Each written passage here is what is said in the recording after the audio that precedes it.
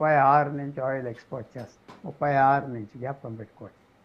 ఆ ఎక్స్పోర్ట్ చేసి ఎంతో డబ్బు ఉన్న దేశం, ఆ డబ్బు విలువ లేకుండా పోయింది. అది ఆ దేశం మీద మా మీద ఎవరు బాంబులు వేయరు అనుకున్నది వేసారు. సో సౌదీ అరేబియా కూడా ప్రాబ్లమ్స్ ఉన్నాయి. వాళ్ళు ఎలా రియాక్ట్ అవుతారో చూడాలి.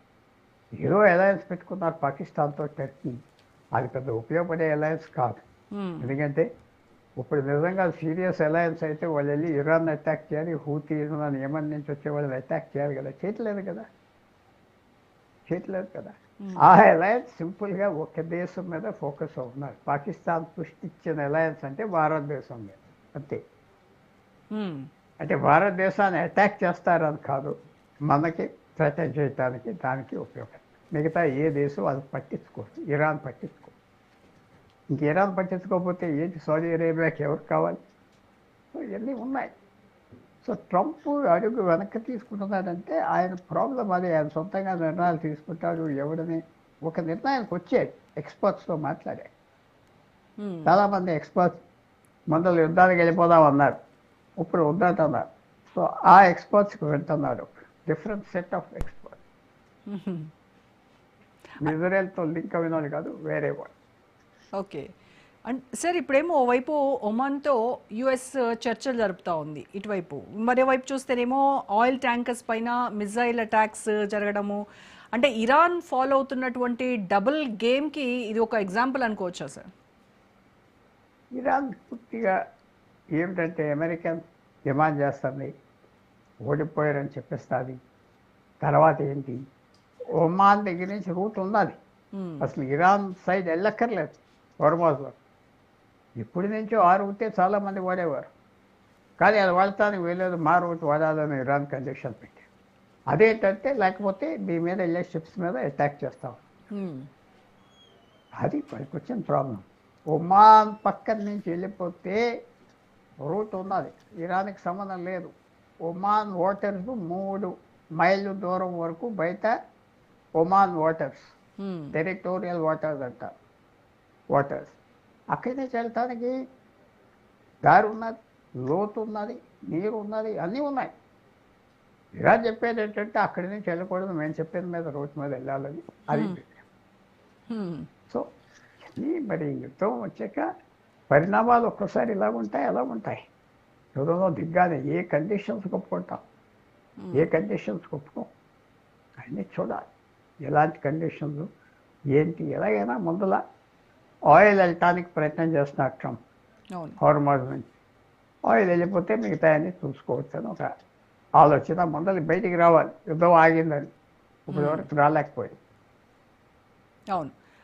ఇప్పటికే సార్ ఇరాన్ ఎయిర్ స్పేస్లో యుఎస్కి సంబంధించినటువంటి MQ-9 అనే డ్రోన్ను IRGC డౌన్ చేయడం ఇదంతా చూస్తూ ఉంటే ముందు ముందు డైరెక్ట్ వార్కి ఇదేమన్నా లీడ్ చేసేటువంటి అవకాశం ఉంటుందంటారా? అంత రిస్క్ ఉంటుందా?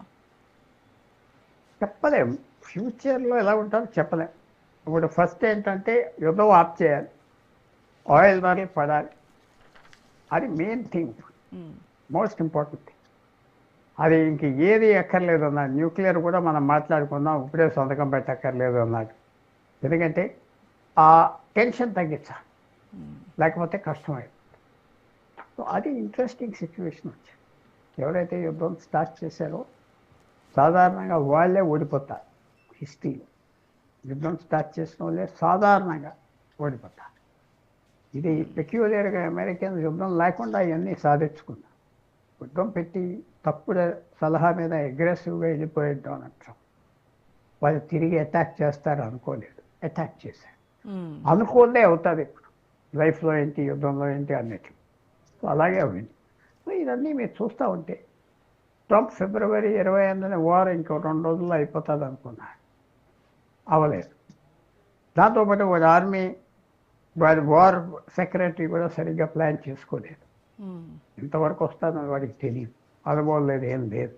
ఎక్స్పర్ట్స్ని కన్సల్ట్ చేయలేదంటారు. లేకపోతే వాళ్ళు చెప్తారు ఈ మిసైల్స్ ఎన్ని రోజులు ఉంటాయి, మనం ఎంత స్టాక్ పైల్ పెట్టుకోవాలి, ఎంత ఇంకా అవసరం, ఏం ప్లాన్ చేయలేదు. ప్లాన్ చేయకుండా దిగిపోయారు. వాళ్ళ పొలాలు చూసి, వాళ్ళు చూసి, వాళ్ళ ప్లేన్లు చూసి అవన్నీ ఉపయోగం లేకుండా పోయినాయి.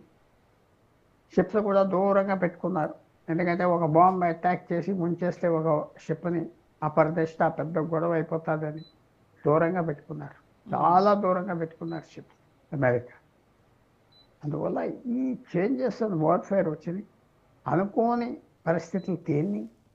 యుద్ధంలో కూడా ఎప్పుడు ఇలాగ ఉంటుంది, అదర్ సైడ్ ఏం చేస్తాడో మీరు ఎలా ప్రిడిక్ట్ చేస్తారు, ఎప్పుడు ప్రిడిక్ట్ చేయలేరు.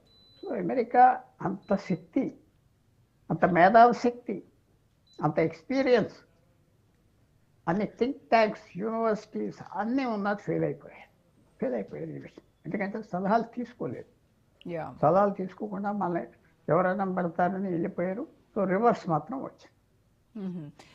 సార్ మనం చూసాం పాకిస్తాన్, తుర్కీ, సౌదీ అరేబియా వీళ్ళు కుదుర్చుకున్నటువంటి ఈ మక్కా ప్యాక్ ఏదైతే ఉందో దాని ప్రకారం ఎనీ సింగిల్ కంట్రీ పైన అటాక్ మిగతా నేషన్స్ పైన కూడా అది దాడి అని. సో ఇప్పుడు మిగతా నేషన్స్ ఏ రకంగా రెస్పాండ్ అవుతాయి, ఏ రకంగా కౌంటర్ చేయబోతున్నాయంటారు? ఒకటి వాళ్ళు అన్నది నాటో అనే ఆర్గనైజేషన్కి ఇది ఉన్నది, ఆర్టికల్ 5, ఒకళ్ళ మీద అటాక్ అందరి మీద అటాక్.